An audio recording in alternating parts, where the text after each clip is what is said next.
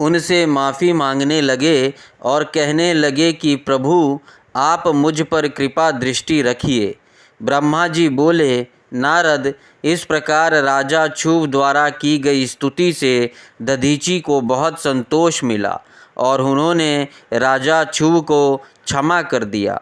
परंतु विष्णु जी सहित अन्य देवताओं पर उनका क्रोध कम नहीं हुआ। तब क्रोधित मुनि दधीचि ने इंद्र सहित सभी देवताओं और विष्णु जी को भी भगवान रुद्र की क्रोधा अग्नि में नष्ट होने का शाप दे दिया। इसके बाद राजा क्षुभ ने दधीचि को पुनः नमस्कार कर उनकी आराधना की और फिर वे अपने राज्य की ओर चल दिए। राजा क्षुभ ने वहाँ से चले जाने के पश्चात इंद्र सहित सभी देवगणों ने भी अपने अपने धाम की ओर प्रस्थान किया। तदुपरांत श्री हरि विष्णु भी बैकुंठ धाम को चले गए। तब से वह पुण्य स्थान थानेश्वर नामक तीर्थ के रूप में विख्यात है। इस तीर्थ के दर्शन से भगवान शिव का स्नेह और कृपा प्राप्त होती है। हे नारद, इस प्रकार मैंने तुम्हें यह पूरी अमृत कथा का वर्णन सुनाया। जो मनुष्य क्षुभ और दधीचि के विवाद से संबंधित इस प्रसंग को प्रतिदिन सुनता है, वह अपमृत्यु को जीत लेता है तथा मरने के बाद सीधा स्वर्ग को जाता है। इसका पाठ करने से युद्ध में मृत्यु का भय दूर हो जाता है तथा निश्चित रूप से विजय श्री की प्राप्ति होती है। 40वां अध्याय ब्रह्मा जी का कैलाश पर शिव जी से मिलना। नारद जी ने कहा, हे महाभाग्य, हे विधाता, हे महाप्राण, आप शिव तत्व का ज्ञान रखते हैं। आपने मुझ पर बड़ी कृपा की जो इस अमृतमयी कथा का श्रवण मुझे कराया। मैं आपको बहुत बहुत धन्यवाद करता हूँ। हे प्रभु, अब मुझे यह बताइए कि जब वीरभद्र ने दक्ष के यज्ञ का विनाश कर दिया और उनका वध करके कैलाश पर्वत को चल गए, तब क्या हुआ? ब्रह्मा जी बोले, हे मुनि श्रेष्ठ नारद, जब भगवान शिव द्वारा भेजी गई उनकी विशाल सेना ने यज्ञ में उपस्थित सभी देवताओं और ऋषियों को पराजित कर दिया और उन्हें पीट पीट कर वहाँ से भाग जाने को मजबूर कर दिया, तो वे सभी वहाँ से भागकर मेरे पास आ गए। उन्होंने मुझे प्रणाम करके मेरी स्तुति की तथा वहाँ का सारा वृत्तांत मुझे सुनाया। तब अपने पुत्र दक्ष की मुझे बहुत चिंता होने लगी और मेरा दिल पुत्र शोक के कारण व्यथित हो गया। तत्पश्चात मैंने श्री हरि का स्मरण किया और अन्य देवताओं और ऋषि मुनियों को साथ लेकर बैकुंठ लोक गया। वहाँ उन्हें नमस्कार करके हम सभी ने उनकी भक्ति भाव से स्तुति की। तब मैंने श्री हरि से विनम्रता से प्रार्थना की कि भगवान, आप कुछ ऐसा करें जिससे हम सभी का दुख कम हो जाए। देवेश्वर, आप कुछ ऐसा करें जिससे वह यज्ञ पूरा हो जाए तथा उसके यजमान दक्ष पुनः जीवित हो जाए। अन्य सभी देवता और ऋषि मुनि भी पूर्व की भांति सुखी हो जाए। मेरे इस प्रकार निवेदन करने पर लक्ष्मीपति विष्णु जी, जो अपने मन में शिव जी का चिंतन कर रहे थे, प्रजापति ब्रह्मा और देवताओं को संबोधित करते हुए इस प्रकार बोले, कोई भी अपराध किसी भी स्थिति में कभी भी किसी के लिए भी मंगलकारी नहीं हो सकता। हे विधाता, सभी देवता परमपिता परमेश्वर भगवान शिव के अपराधी हैं, क्योंकि इन्होंने यज्ञ में शिव जी का भाग नहीं दिया, साथ ही वहाँ उनका अनादर भी किया। उनकी प्रिय पत्नी सती ने भी उनके अपमान के कारण ही अपना देह का त्याग कर दिया। उनका वियोग होने के कारण भगवान अत्यंत रुष्ट हो गए। तुम सभी को शीघ्र ही उनके पास जाकर उनसे क्षमा मांगनी चाहिए। भगवान शिव के पैर पकड़कर उनकी स्तुति करके उन्हें प्रसन्न करो, क्योंकि उनके कुपित होने से संपूर्ण जगत का विनाश हो सकता है। दक्ष ने शिव जी के लिए अपशब्द कहकर उनके हृदय को विदीर्ण कर दिया है, इसलिए उनसे अपने अपराधों के लिए क्षमा मांगो। उन्हें शांत करने का यही सर्वोत्तम उपाय है। वे भक्त वत्सल हैं। यदि आप लोग चाहे तो मैं भी आपके साथ चलकर उनसे क्षमा याचना करूँगा। ऐसा कहकर भगवान श्री हरि, मैं और अन्य देवता एवं ऋषि मुनि आदि कैलाश पर्वत की ओर चल दिए। वहाँ पर्वत बहुत ही ऊंचा और विशाल है। उसके पास में ही शिव जी के मित्र कुबेर का निवास स्थल अलकापुरी है। अलकापुरी महादिव्य एवं रमणीय है। वहाँ चारों ओर सुगंध फैली हुई थी। अनेक प्रकार के पेड़ पौधे शोभा पा रहे थे। उसी की बाहरी भाग में परम पावन नंदा और अलकनंदा नामक नदियाँ बहती है। इनका दर्शन करने से मनुष्य को सभी पापों से मुक्ति मिल जाती है।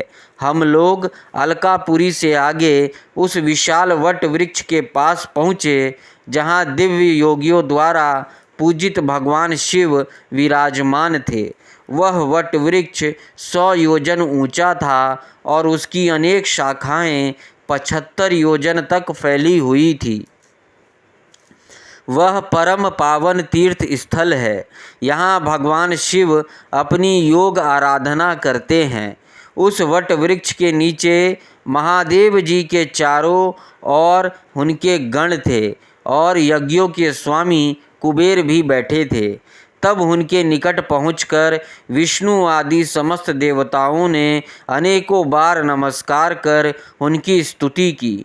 उस समय शिव जी ने अपने शरीर पर भस्म लगा रखी थी और वे कुश आसन पर बैठे थे और ज्ञान का उपदेश वहाँ उपस्थित गणों को दे रहे थे। उन्होंने अपना बायां पैर अपनी दाई जांघ पर रखा था और बाएं हाथ को बाएं पैर पर रखा था। उनके दाएं हाथ में रुद्राक्ष की माला थी। भगवान शिव के साक्षात रूप का दर्शन कर विष्णु जी और सभी देवताओं ने दोनों हाथ जोड़कर और अपने मस्तक को झुकाकर दया सागर परमेश्वर शिव से क्षमा याचना की और कहा कि हे प्रभु, आपकी कृपा के बिना हम नष्ट भ्रष्ट हो गए हैं। अतः प्रभु, आप हम सबकी रक्षा करें। भगवान, हम आपकी शरण में आए हैं। हम पर अपनी कृपा दृष्टि बनाए रखे। इस प्रकार सभी देवता व ऋषि मुनि भगवान शिव का क्रोध कम करने और उनकी प्रसन्नता के लिए प्रार्थना करने लगे। 41वां अध्याय शिव द्वारा दक्ष को जीवित करना।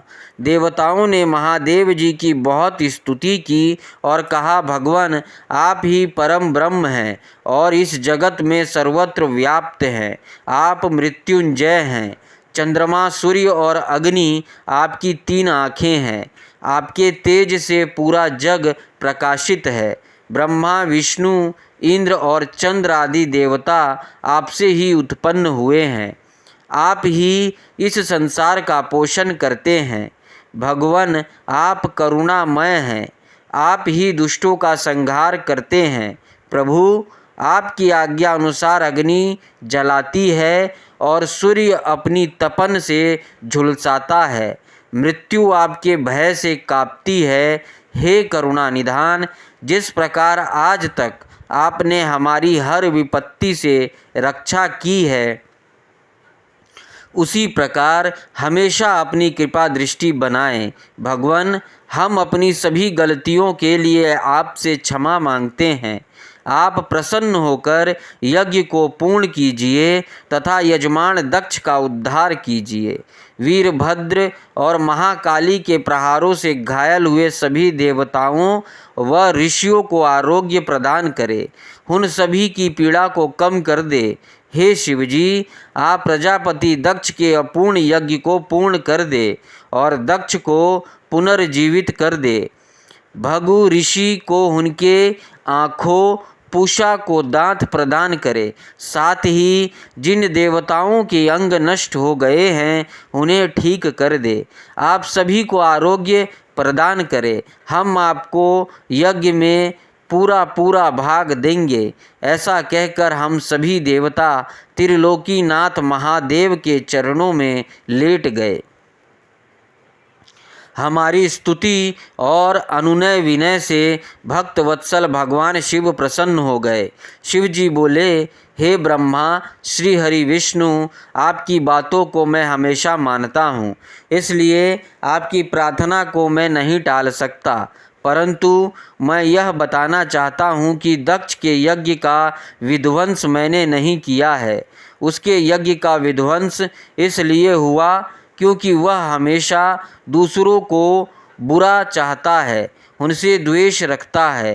परंतु जो दूसरों का बुरा चाहता है उसका ही बुरा होता है। अतः हमें कोई भी ऐसा कार्य नहीं करना चाहिए जिससे किसी को कष्ट हो। तुम्हारी प्रार्थना से मैंने तुम्हें क्षमा कर दिया और तुम्हारी विनती मानकर मैं दक्ष को जीवित कर रहा हूँ। परंतु दक्ष का मस्तक अग्नि में जल गया है, इसलिए उनके सिर के स्थान पर बकरे का सिर जोड़ना पड़ेगा। भृगु सूर्य के नेत्र से यज्ञ भाग को देख पाएंगे तथा पूषा के टूटे हुए दांत सही हो जाएंगे। मेरे गणों द्वारा मारे गए देवताओं के टूटे हुए अंग भी ठीक हो जाएंगे। भृगु की दाढ़ी बकरे जैसी हो जाएगी। सभी अर्धवर्यु प्रसन्न होंगे। यह कहकर वेदी के अनुसरण करता परम दयालु भगवान शिव शंकर चुप हो गए। तत्पश्चात मैंने और विष्णु जी सहित सभी देवताओं ने भगवान शिव का धन्यवाद किया।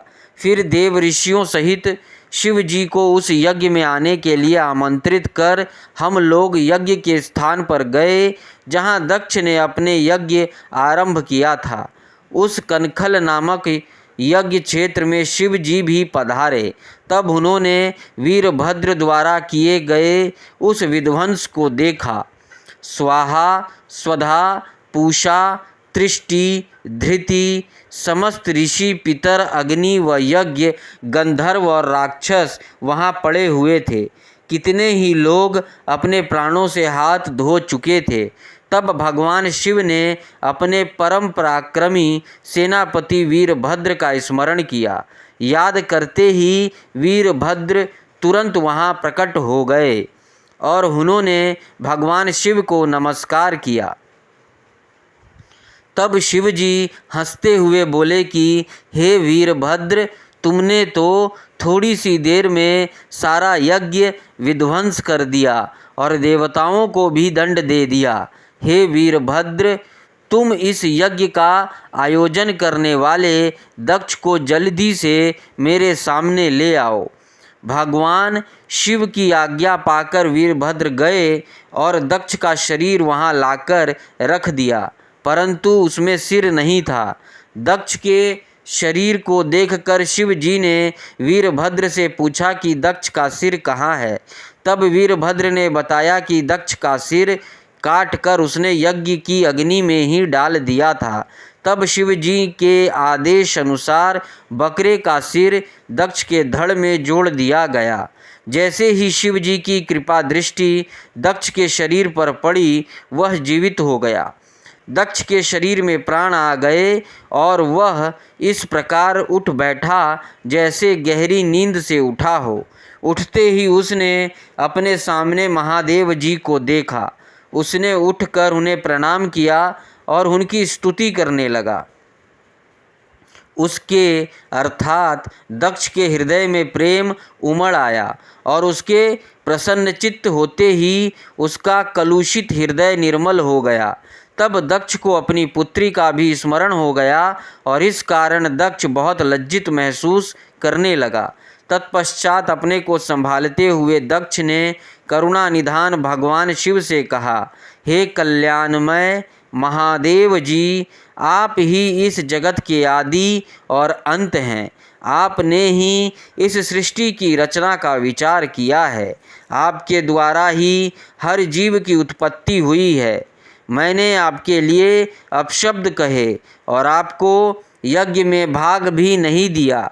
मेरे बुरे वचनों से आपको बहुत चोट पहुंची है, फिर भी आप मुझ पर कृपा कर यह मेरा उद्धार करने आ गए। भगवान, आप ऐश्वर्य से संपन्न हैं। आप ही परमपिता परमेश्वर हैं। प्रभु, आप मुझ पर एवं यहाँ उपस्थित सभी जनों पर प्रसन्न होइए और हमारी पूजा अर्चना को स्वीकार कीजिए। ब्रह्मा जी बोले, नारद, इस प्रकार भगवान शिव की स्तुति करने के बाद दक्ष चुप हो गए। तब श्री हरि विष्णु ने भगवान शिव की बहुत स्तुति की। तत्पश्चात मैंने भी महादेव जी की बहुत स्तुति की। भगवान, आपने मेरे दक्ष पुत्र पर अपनी कृपा दृष्टि की और उसका उद्धार किया। देवेश्वर, अब आप प्रसन्न होकर सभी शापों से हमें मुक्ति प्रदान करें। महामुनि, इस प्रकार महादेव जी की स्तुति करके मैं दोनों हाथ जोड़कर और सिर झुकाकर खड़ा हो गया। हम सभी देवगणों की स्तुति सुनकर भगवान शिव प्रसन्न हो गए और उनका मुख खिल उठा। तब वह उपस्थित इंद्र सहित अनेक सिद्धों, ऋषियों और प्रजापतियों ने भी भक्तवत्सल करुणा निधान भगवान शिव की अनेकों बार स्तुति की। यज्ञशाला में उपस्थित उनके उपदेवों, नागों तथा ब्राह्मणों ने भगवान शिव को प्रणाम किया और उनका प्रसन्न मन से स्तवन किया। इस प्रकार सभी देवों के मुख से अपना स्तवन सुनकर भगवान शिव को बहुत संतोष प्राप्त हुआ।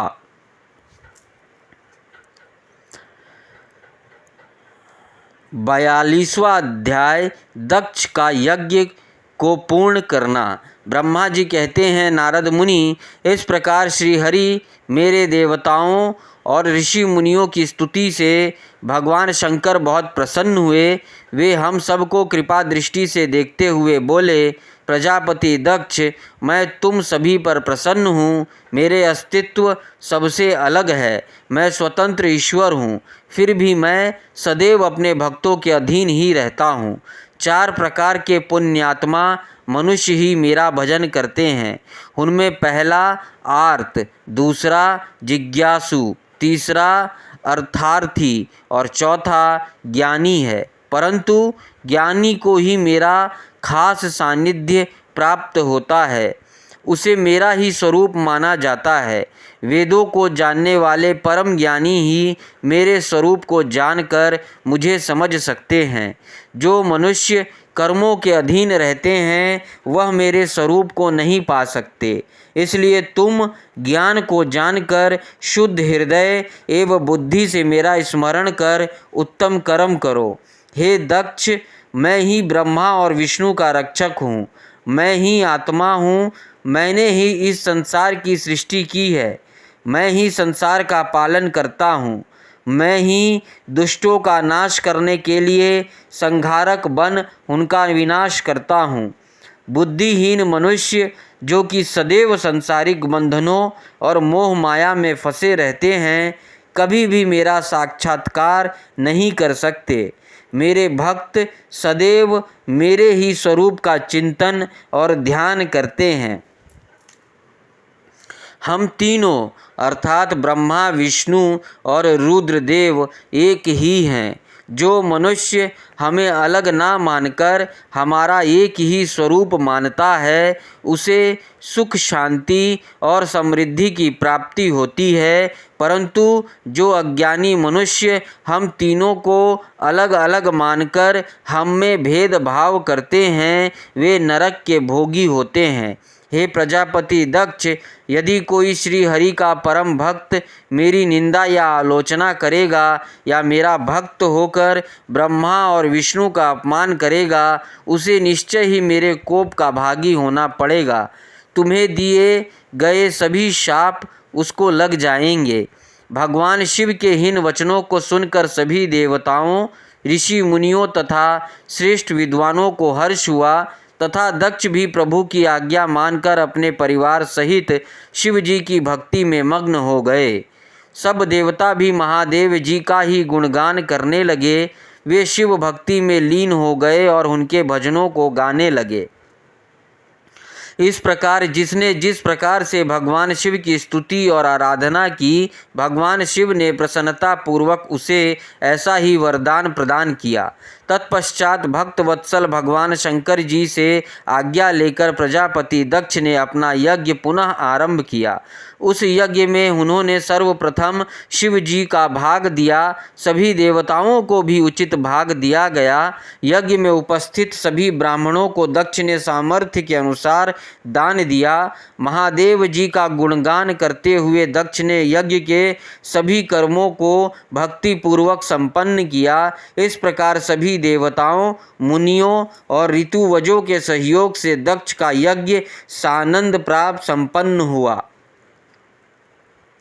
तत्पश्चात सभी देवता और ऋषि मुनियों ने महादेव जी के यश का गान किया और अपने अपने निवास की ओर चले गए। वहां उपस्थित अन्य लोगों ने भी शिव जी से आज्ञा मांगकर वहां से प्रस्थान किया। तब मैं और विष्णु जी भी शिव वंदना करते हुए अपने अपने लोक को चल दिए। दक्ष ने करुणा निधान भगवान शिव की अनेकों बार स्तुति की और शिव जी को बहुत सम्मान दिया। तब वे भी प्रसन्न होकर अपने गणों को साथ लेकर कैलाश पर्वत पर चल दिए। कैलाश पर्वत पर पहुंचकर शिव जी को अपनी प्रिय पत्नी देवी सती की याद आने लगी। महादेव जी ने वहां उपस्थित गणों से उनके बारे में अनेक बात की। वे उनको याद करके व्याकुल हो गए। हे नारद, मैंने तुम्हें सती के परम अद्भुत और दिव्य चरित्र का वर्णन सुनाया। यह कथा भोग और मोक्ष प्रदान करने वाली है। यह उत्तम वृत्तांत सभी कामनाओं को अवश्य पूरा करता है। इस प्रकार इस चरित्र को पढ़ने व सुनने वाले ज्ञानी मनुष्य पापों से मुक्त हो जाता है। उसे यश, स्वर्ग और आयु की प्राप्ति होती है। जो मनुष्य भक्ति भाव से इस कथा को पढ़ता है, उसे अपने सभी सत्कर्मों के फलों की प्राप्ति होती है। इसी प्रकार श्री रुद्र संहिता सती खंड संपूर्ण। ओम नमः शिवाय। श्री रुद्र संहिता तृतीया खंड। पहला अध्याय, हिमालय विवाह। नारद जी ने पूछा, हे पितामह, अपने पिता दक्ष के यज्ञ में अपने शरीर का त्याग करने के बाद जगदम्बा सती देवी कैसे हिमालय की पुत्री के रूप में जन्मी? उन्होंने किस प्रकार महादेव जी को पुनः पति के रूप में प्राप्त किया? हे प्रभु, मुझ पर कृपा कर मेरे इन प्रश्नों के उत्तर देकर मेरी जिज्ञासा शांत कीजिए। ब्रह्मा जी उत्तर देते हुए बोले, हे मुनि श्रेष्ठ नारद, उत्तर दिशा की ओर हिमवान नामक विशाल पर्वत है।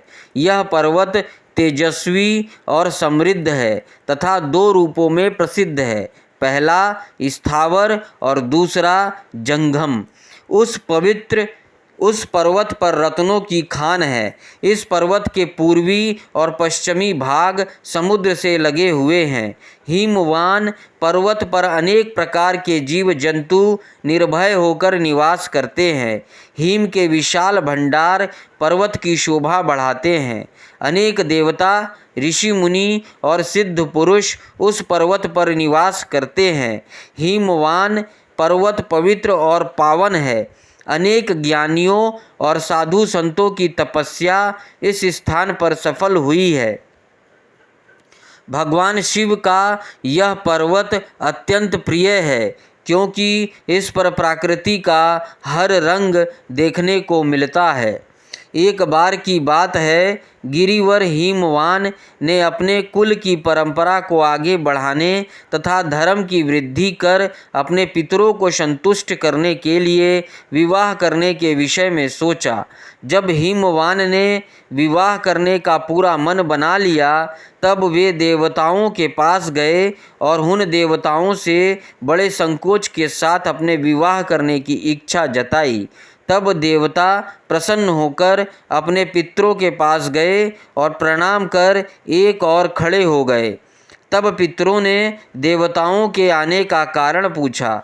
इस पर देवताओं ने कहा, हे पितरों, आपकी सबसे बड़ी पुत्री मैना मंगल स्वरूपिणी है। आप मैना का विवाह गिरिराज हिमवान से कर दे। इस विवाह से सभी को लाभ होगा, सबका मंगल होगा तथा साथ ही हमारे कुल में जन्मी इन कन्याओं में से कम एक तो शाप मुक्त हो जाएगी। तब पितरों ने थोड़ा विचार करने के बाद इस विवाह की स्वीकृति प्रदान कर दी। पितरों ने प्रसन्नतापूर्वक बहुत बड़ा उत्सव रचाया और अपनी पुत्री मैना के साथ हिमवान का विवाह कर दिया। विवाह उत्सव में श्री हरि विष्णु सहित सभी देवी देवता सम्मिलित हुए थे। विवाह उपरांत सभी देवता प्रसन्नतापूर्वक अपने अपने लोक को चले गए।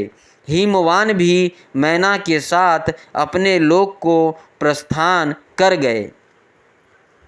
दूसरा अध्याय पूर्व कथा।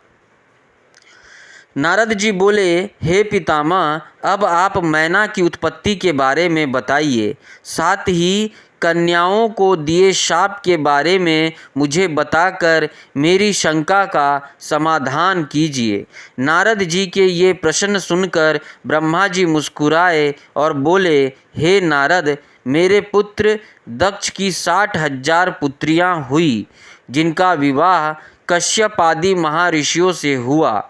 उनमें स्वधा नाम वाली कन्या का विवाह पितरों के साथ हुआ था। उनकी 3 पुत्रियां हुई। वे बड़ी सौभाग्यशाली और साक्षात धर्म की मूर्ति थी। उनमें पहली कन्या का नाम मैना, दूसरी का धन्या और तीसरी का कलावती था। ये तीनों कन्याएं पितरों की मानस पुत्रियां थीं, अर्थात उनके मन से प्रकट हुई थी। इन तीनों का जन्म माता की कोख से नहीं हुआ था। ये संपूर्ण जगत की वंदनिया है। इनके नामों का स्मरण और कीर्तन करके मनुष्य को सभी मनोवांछित फलों की प्राप्ति होती है। ये तीनों सारे जगत में मनुष्य एवं देवताओं से प्रेरित होती है। इनको लोक माताएं नाम से भी जाना जाता है। मुनीश्वर एक बार मैना, धन्या और कलावती तीनों बहनें श्वेत द्वीप में विष्णु जी के दर्शन करने के लिए गई। वहाँ बहुत से लोग एकत्रित हो गए थे। उस स्थान पर मेरे पुत्र सनकादिक भी आए हुए थे। सबने विष्णु जी की बहुत स्तुति की। सभी सनकादिक को देखकर उनके स्वागत के लिए खड़े हो गए, परंतु ये तीनों बहनें उनके स्वागत के लिए खड़ी नहीं हुई। उन्हें शिव जी की माया ने मोहित कर दिया था। तब इन बहनों के इस बुरे व्यवहार से वे क्रोधित हो गए और उन्होंने इन बहनों को शाप दे दिया। सनकादिक मुनि बोले कि तुम तीनों बहनों ने अभिमानवश खड़े होकर मेरा अभिवादन नहीं किया, इसलिए तुम सदैव स्वर्ग से दूर हो जाओगी और मनुष्य के रूप में ही पृथ्वी पर रहोगी। तुम तीनों मनुष्यों की ही स्त्रियां बनोगी। तीनों साध्वी बहनों ने चकित होकर ऋषि का वचन सुना। तब अपनी भूल स्वीकार करके वे तीनों सिर झुकाकर सनकादिक मुनि के चरणों में गिर पड़ी और उनकी अनेकों प्रकार से स्तुति करने लगी। उन्होंने अनेकों प्रकार से क्षमा याचना की। तीनों कन्याएं मुनिवर को प्रसन्न करने हेतु उनकी प्रार्थना करने लगी। वे बोली कि हम मूर्ख हैं जो हमने आपको प्रणाम नहीं किया। अब हम पर कृपा कर हमें स्वर्ग को पुनः प्राप्त करने का कोई उपाय बताइए। तब सनकादिक मुनि बोले, हे पितरों की कन्याओं, हिमालय पर्वत हिम का आधार है। तुम में से सबसे बड़ी मैना हिमालय की पत्नी होगी और इसकी कन्या का नाम पार्वती होगा। दूसरी कन्या धन्या राजा जनक की पत्नी होगी और इसके गर्भ से महालक्ष्मी के साक्षात स्वरूप देवी सीता का जन्म होगा। इसी प्रकार तीसरी पुत्री कलावती राजा वृषभानु को पति रूप में प्राप्त करेगी और राधा की माता होने का गौरव प्राप्त करेंगी। तत्पश्चात मैना व हिमालय अपनी पुत्री पार्वती के वरदान से कैलाश पद को प्राप्त करेंगे। धन्या और उनके पति राजा शीरध्वज जनक देवी सीता के पुण्य स्वरूप के कारण बैकुंठ धाम को प्राप्त करेंगे। वृषभानु और कलावती अपनी पुत्री राधा के साथ गोलोक में जाएंगे। पुण्य कर्म करने वालों को निश्चय ही सुख की प्राप्ति होती है, इसलिए सदैव सत्य मार्ग पर आगे बढ़ना चाहिए। तुम पितरों की कन्या होने के कारण स्वर्ग भोगने के योग्य हो, परंतु मेरा शाप भी अवश्य फलीभूत होगा। परंतु जब तुमने मुझसे क्षमा मांगी है तो मैं तुम्हारे शाप के असर को कुछ कम अवश्य कर दूंगा। धरती पर अवतीर्ण होने के पश्चात तुम साधारण मनुष्यों की भांति ही रहोगी, परंतु विवाह के पश्चात जब तुम्हें संतान की प्राप्ति हो जाएगी और तुम्हारी कन्याओं को यथा योग्य वर मिल जाएंगे और उनका विवाह हो जाएगा, अर्थात तुम अपनी सभी जिम्मेदारियों को पूर्ण कर लोगी, तब भगवान श्री हरि विष्णु के दर्शनों से तुम्हारा कल्याण हो जाएगा। मैना की पुत्री पार्वती कठिन तप के द्वारा शिव की प्राण वल्लभा बनेगी। धन्या की पुत्री सीता दशरथ नंदन श्री रामचंद्र जी को पति रूप में प्राप्त करेंगी। कलावती की पुत्री राधा श्री कृष्ण के स्नेह में बंधकर उनकी प्रिया बनेंगी। यह कहकर मुनि सनकादिक वहाँ से अंतर्धान हो गए। तत्पश्चात पितरों की तीनों कन्याएं शाप से मुक्त होकर अपने धाम को चली गई। तीसरा अध्याय देवताओं का हिमालय के पास जाना। नारद जी बोले, हे ब्रह्मा जी, हे महामते, आपने अपने श्रीमुख से मैना के पूर्व जन्म की कथा कही जो कि अद्भुत व अलौकिक थी। भगवान, अब आप मुझे यह बताइए कि पार्वती जी मैना से कैसे उत्पन्न हुई और उन्होंने त्रिलोकीनाथ भगवान शिव को किस प्रकार पति रूप में प्राप्त किया। ब्रह्मा जी बोले, हे नारद, मैना और हिमवान के विवाह पर बहुत उत्सव मनाया गया। विवाह के पश्चात वे दोनों अपने घर पहुँचे। तब हिमालय और मैना सुखपूर्वक अपने घर में निवास करने लगे। तब श्री हरि अन्य देवताओं को अपने साथ लेकर हिमालय के पास गए। सब देवताओं को अपने राज दरबार में आया देखकर हिमालय बहुत प्रसन्न हुए। उन्होंने सभी देवताओं को प्रणाम कर उनकी स्तुति की। वे भक्ति भाव से उनका आदर सत्कार करने लगे। वे देवताओं की सेवा करके अपने को धन्य मान रहे थे। मुने हिमालय दोनों हाथ जोड़कर उनके सामने खड़े हो गए और बोले, भगवान, आप सबको एक साथ अपने घर आया देखकर मैं प्रसन्न हूँ। सच कहूँ तो आज मेरा जीवन सफल हो गया है। आज मैं धन्य हो गया हूँ। मेरा राज्य और मेरा पूरा कुल आपके दर्शन मात्र से ही धन्य हो गया। आज मेरा तप, ज्ञान और सभी कार्य सफल हो गए। भगवान, आप मुझे अपना सेवक समझे और मुझे आज्ञा दे कि मैं आपकी क्या सेवा करूं। मुझे बताइए कि मेरे योग्य क्या सेवा है। गिरिराज हिमालय के ये वचन सुनकर देवतागण प्रसन्नतापूर्वक बोले, हे हिमालय, हे गिरिराज, देवी जगदम्बा उमा ही प्रजापति दक्ष के यहाँ उनकी कन्या सती के रूप में प्रकट हुई। घोर तपस्या करने के बाद उन्होंने शिव जी को पति रूप में प्राप्त किया, परंतु अपने पिता दक्ष के यज्ञ में वे अपने पति का अपमान सह ना सकी और उन्होंने योगा अग्नि में अपना शरीर भस्म कर दिया। यह सारी कथा तो आप भी जानते ही हैं। अब देवी जगदम्बा पुनः धरती पर अवतरित होकर शिव जी की अर्धांगिनी बनना चाहती है। हे हिमालय, हम सभी यही चाहते हैं कि देवी सती पुनः आपके घर में अवतरित हो। श्री विष्णु जी की यह बात सुनकर हिमालय बहुत प्रसन्न हुए और आदरपूर्वक बोले, भगवान, यह मेरे लिए बड़े सौभाग्य की बात है कि देवी मेरे घर आंगन को पवित्र करने के लिए मेरी पुत्री के रूप में प्रकट होंगी। तब हिमालय अपनी पत्नी के साथ और देवताओं को लेकर देवी जगदम्बा के शरण में गए। उन्होंने देवी का स्मरण किया और श्रद्धापूर्वक उनकी स्तुति करने लगे। देवता बोले, हे जगदम्बे, हे उमे, हे शिवलोक में निवास करने वाली देवी, हे दुर्गे, हे महेश्वरी, हम सब आपको भक्तिपूर्वक नमस्कार करते हैं। आप परम कल्याणकारी हैं। आप पावन और शांति स्वरूप आदि शक्ति हैं। आप ही परम ज्ञानमयी शिवप्रिया जगदम्बा हैं। आप इस संसार में हर जगह व्याप्त हैं। सूर्य की तेजस्वी किरण आप ही हैं। आप ही अपने तेज से इस संसार को प्रकाशित करती हैं। आप ही जगत को पालन करती हैं। आप ही गायत्री, सावित्री और सरस्वती हैं। आप धर्म स्वरूपा और वेदों की ज्ञाता हैं। आप ही प्यास और आप ही तृप्ति हैं। आपकी पुण्य भक्ति भक्तों को निर्मल आनंद प्रदान करती है।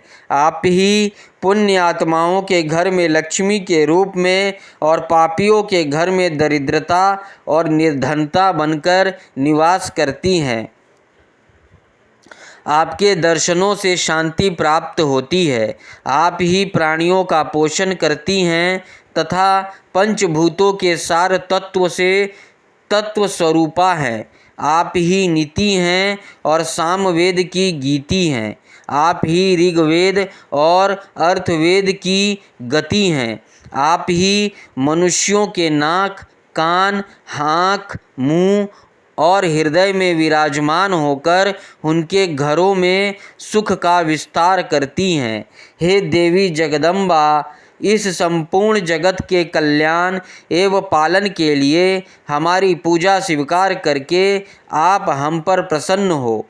इस प्रकार जगत जननी सती साध्वी देवी जगदम्बा उमा की अनेकों बार स्तुति करके सभी देवता उनके साक्षात दर्शनों के लिए दोनों हाथ जोड़कर खड़े हो गए।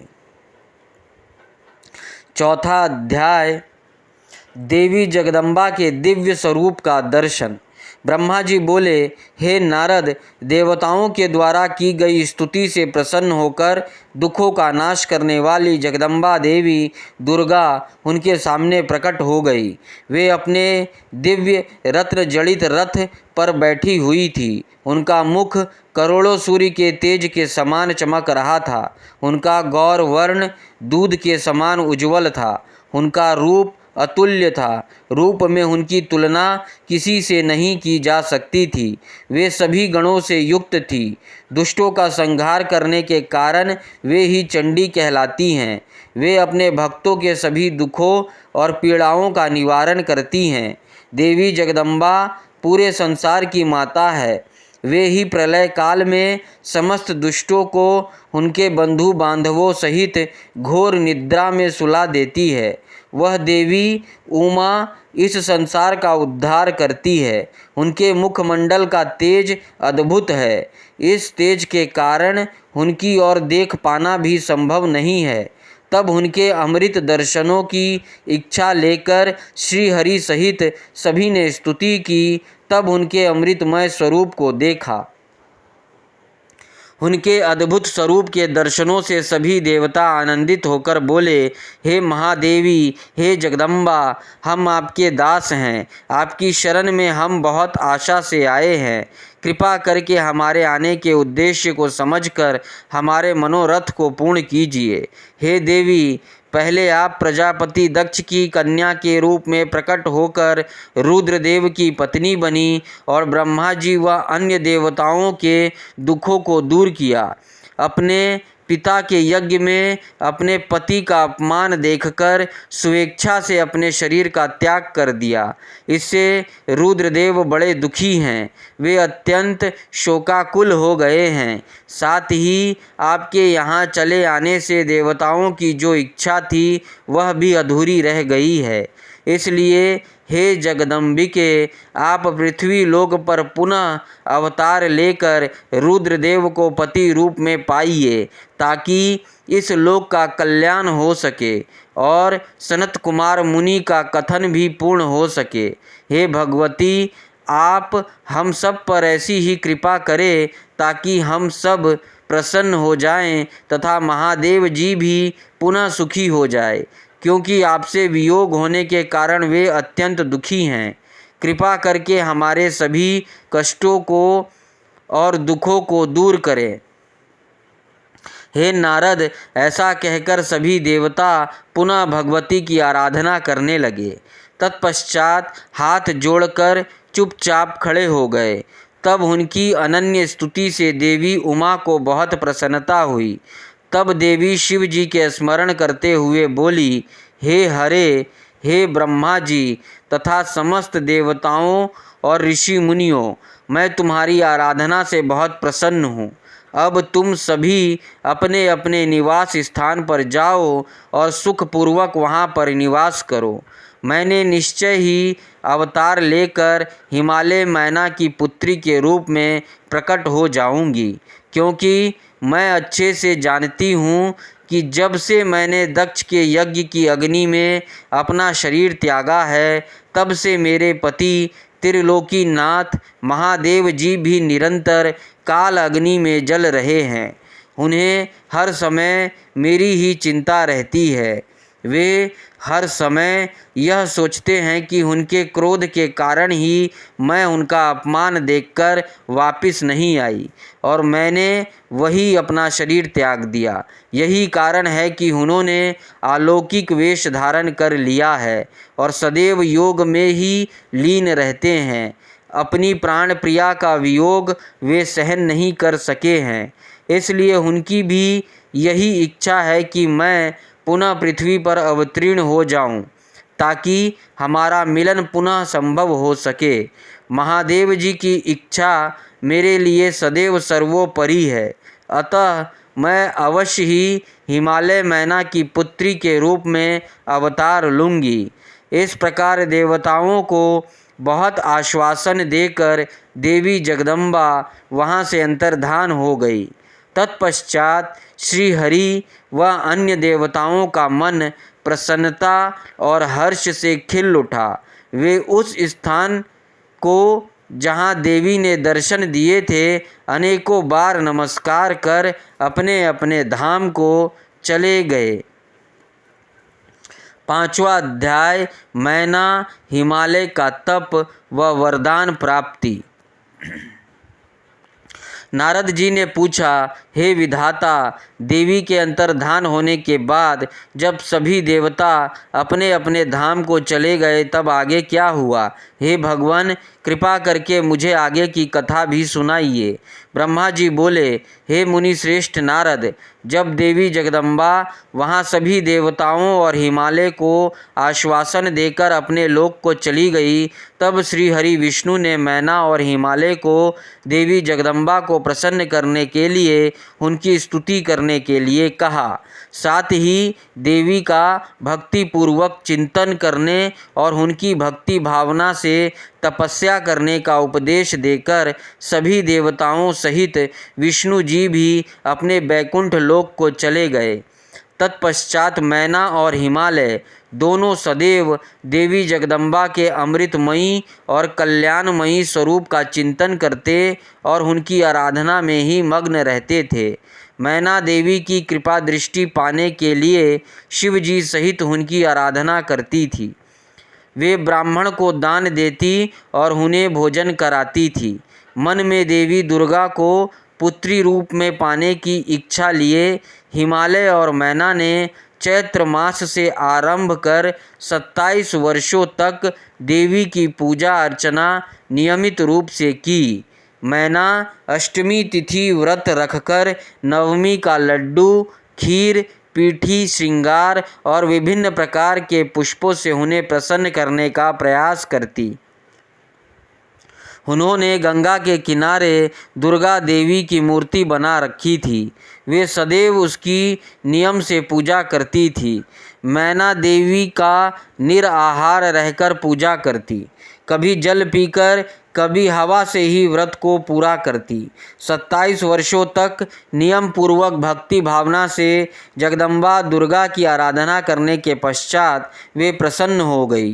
तब देवी जगदम्बा ने मैना और हिमालय को अपने साक्षात दर्शन दिए।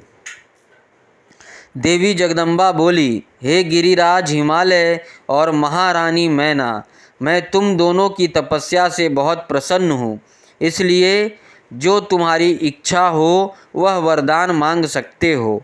हे हिमालय प्रिया मैना, तुम्हारी तपस्या और व्रत से मुझे बड़ी प्रसन्नता हुई है, इसलिए मैं तुम्हें मनोवांछित फल प्रदान करूँगी।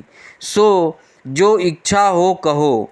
तब मैना देवी दुर्गा को भक्ति भावना से प्रणाम करके बोली, देवी जगदम्बिके, आपके प्रत्यक्ष दर्शन करने में मैं धन्य हो गई। हे देवी, मैं आपके स्वरूप को प्रणाम करती हूँ। हे माते, हम पर प्रसन्न होइए। मैना के वचनों को सुनकर देवी दुर्गा को बहुत संतोष हुआ और उन्होंने मैना को गले से लगा लिया। देवी के गले लगते ही मैना को ज्ञान की प्राप्ति हो गई। तब वे देवी जगदम्बा से कहने लगी, इस जगत को धारण करने वाली, लोकों का पालन करने वाली तथा मनोवांछित फलों को देने वाली देवी, मैं आपको प्रणाम करती हूँ। आप ही इस जगत में आनंद का संचार करती हैं। आप ही माया हैं, आप ही योग निद्रा हैं। आप अपने भक्तों के शोक और दुखों को दूर करती हैं। आप ही अपने भक्तों को अज्ञानता के अंधेरों से निकालकर उन्हें ज्ञान रूपी तेज प्रदान करती हैं। भला मैं तुच्छ स्त्री कैसे आपकी महिमा का वर्णन कर सकती हूँ। आप आकार रहित तथा अदृश्य हैं। आप शाश्वत शक्ति हैं। आप परम योगिनी हैं और इच्छा अनुसार नारी रूप में धरती पर अवतार लेती हैं। आप ही पृथ्वी लोक पर चारों ओर फैला प्राकृति हैं। ब्रह्मा के स्वरूप को अपने वश में करने वाली विद्या आप ही हैं। हे जगदम्ब माता, आप मुझ पर प्रसन्न होइए। आप ही यज्ञ में अग्नि के रूप में प्रज्वलित होती हैं। माता, आप ही सूर्य की किरणों को प्रकाश प्रदान करने वाली शक्ति हैं। चंद्रमा की शीतलता भी आप ही हैं। ऐसी महान और मंगलकारी देवी जगदम्बा का मैं स्तवन करती हूँ। माते, मैं आपकी वंदना करती हूँ। संपूर्ण जगत का पालन करने वाली और जगत का कल्याण करने वाली शक्ति भी आप ही हैं। आप ही श्री हरि की माया है। हे दुर्गा माँ, आप ही इच्छा अनुसार रूप धारण करके इस संसार की रचना, पालन और संहार करती हैं। हे देवी, मैं आपको नमस्कार करती हूँ। कृपा करके हम पर प्रसन्न होइए। ब्रह्मा जी बोले, हे नारद, मैना द्वारा भक्ति भाव से की गई स्तुति को सुनकर देवी बोली कि मैना, तुम अपना मनोवांछित वर मांग लो। तुम्हारे द्वारा मांगी गई वस्तु मैं अवश्य प्रदान करूंगी। मेरे लिए कोई भी वस्तु अदेय नहीं है। देवी जगदम्बा के इन वचनों को सुनकर मैना बहुत खुश हुई और बोली, हे शिवे, आपकी जय हो। हे जगदम्बिके, आप ही ज्ञान प्रदान करती हैं, आप ही सबको मनोवांछित वस्तु प्रदान करती हैं। हे देवी, मैं आपसे वरदान मांगती हूँ। हे माते, आप मुझे 100 पुत्र प्रदान करें जो बलशाली और पराक्रमी हो, जिनकी आयु लंबी हो। तत्पश्चात मेरी एक पुत्री हो जो साक्षात आपका ही रूप हो। हे देवी, आप सारे संसार में पूजित हैं तथा सभी गुणों से संपन्न और आनंद देने वाली हैं। हे माता, आप ही सभी कार्यों की सिद्धि करने वाली हैं। हे भगवती, देवताओं के कार्यों को पूरा करने के लिए आप रुद्रदेव की पत्नी होइए और इस संसार को अपनी कृपा से कृतार्थ करने के लिए मेरी पुत्री बनकर जन्म लीजिए। मैना के कहे वचनों को सुनकर देवी भगवती मुस्कुराने लगी।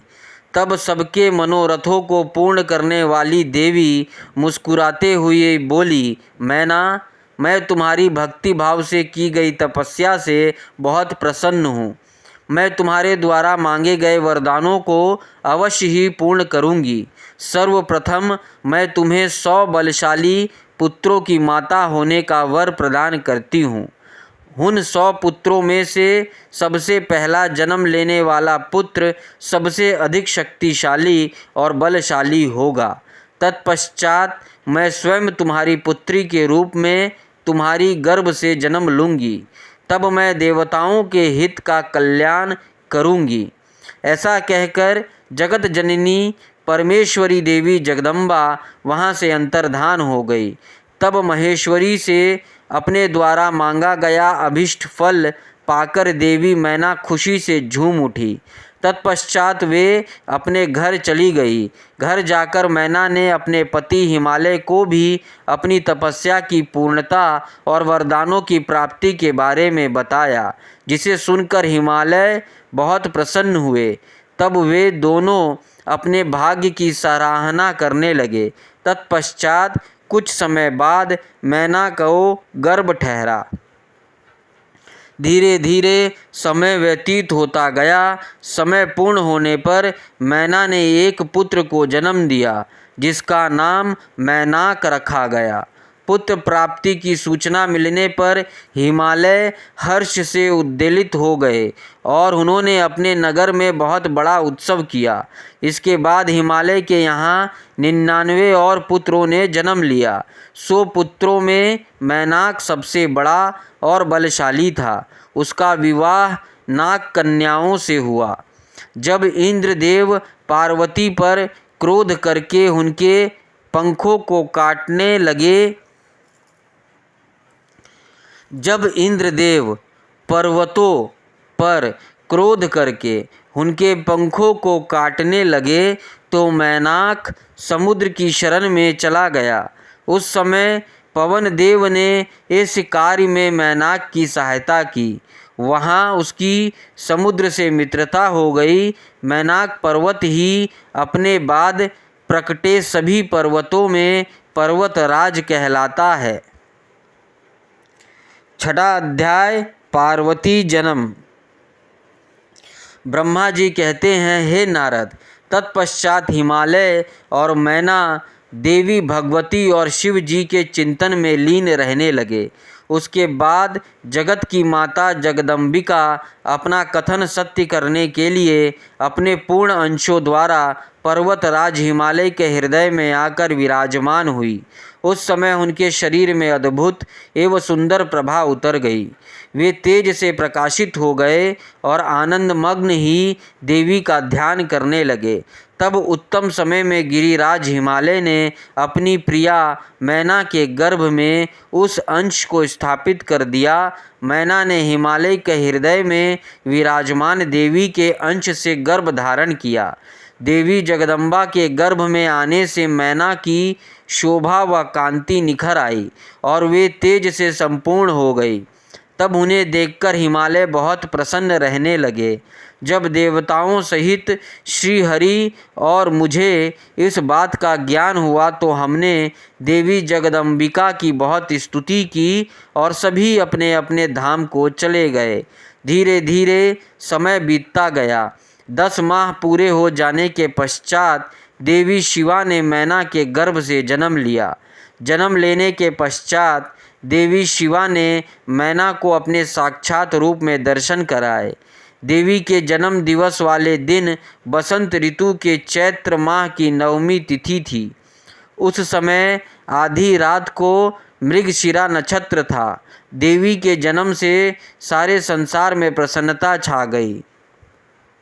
मंद मंद हवा चलने लगी। सारा वातावरण सुगंधित हो गया। आकाश में बादल उमड़ आए और हल्की हल्की फुहारों के साथ पुष्प वर्षा होने लगी। तब माँ जगदम्बा के दर्शन हेतु विष्णु जी और मेरे सहित सभी देवी देवता गिरिराज हिमालय के घर पहुँचे। देवी के दर्शन कर सबने दिव्य रूपा महामाया मंगलमयी जगदम्बिका माता की स्तुति की। तत्पश्चात सभी देवता अपने अपने धाम को चले गए। स्वयं माता जगदम्बा को पुत्री रूप में पाकर हिमालय और मैना धन्य हो गए। वे अत्यंत आनंद का अनुभव करने लगे। देवी के दिव्य रूप के दर्शन से मैना को उत्तम ज्ञान की प्राप्ति हो गई। तब मैना देवी से बोली, हे जगदम्बा, हे शिवा, हे महेश्वरी, आपने मुझ पर बड़ी कृपा की जो आपने दिव्य स्वरूपा के दर्शन मुझे दिए। हे माता, आप तो परम शक्ति हैं। आप तीनों लोकों की जननी हैं और देवताओं द्वारा आराध्य हैं। हे देवी, आप मेरी पुत्री रूप में आकर शिशु रूप धारण कर लीजिए। मैना की बात सुनकर देवी मुस्कुराते हुए बोली, मैना, तुमने मेरी बड़ी सेवा की है।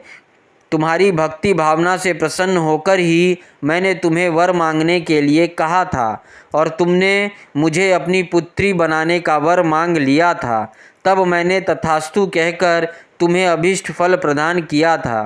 तत्पश्चात मैं अपने धाम चली गई थी। उस वरदान के अनुसार आज मैंने तुम्हारे गर्भ से जन्म ले लिया है। तुम्हारी इच्छा का सम्मान करते हुए मैंने तुम्हें अपने दिव्य रूप के दर्शन दिए।